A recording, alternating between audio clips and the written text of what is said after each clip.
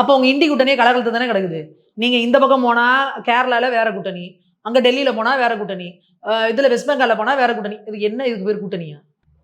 இப்ப இங்க தமிழ்நாட்டுல ஒரு கூட்டணின்னு பேருக்கு போட்டிருக்கிறாங்க. ஆனா காங்கிரஸ்காரங்கலாம் அவங்க பாட்டுக்கு ஒரு பக்கம் போயிட்டு இருக்காங்க. திமுக எல்லாம் இங்கிட்டு ஒரு பக்கம் போயிட்டு இருக்காங்க. கூட்டணி அறிவிச்சு எலெக்ஷன் வந்துருச்சு. இன்னமும் நேத்து விஜய் பேசுறப்ப சொல்றாரு. காங்கிரஸ் வேணா திமுக கூட கூட்டணி வச்சிருக்கலாம்.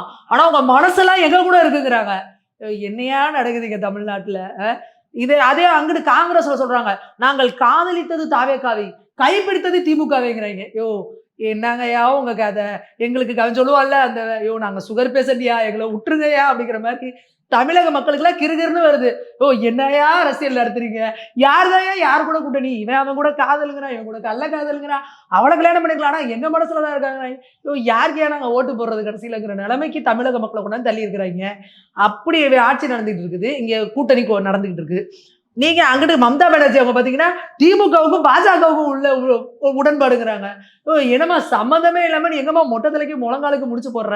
சரி உனக்கு சம்பந்தமே இல்லாம நீ பாஜக அபியூஸ் பண்ணு ஏதாவது பண்ணுவ. திமுகவை ஏமாட்டிக்கிற. அப்ப திமுக இருக்கவங்க கேள்வி கேட்கல. நாங்க போய் மம்தா பானர்ஜியை கேட்க முடியாது. ஏன்னா மம்தா பானர்ஜிக்கு வேலையே எங்களை திட்டுறதுதான், எங்களை குறை சொல்றதுதான். திமுக காரங்களே கேள்வி கேட்காம இருக்காங்க. அப்ப என்ன டீலிங்? என்ன பேசியிருக்காங்க? என்னன்றது திமுக காரங்க தான் சொல்லணும். அவங்களுக்கு தான் வெளிச்சம்.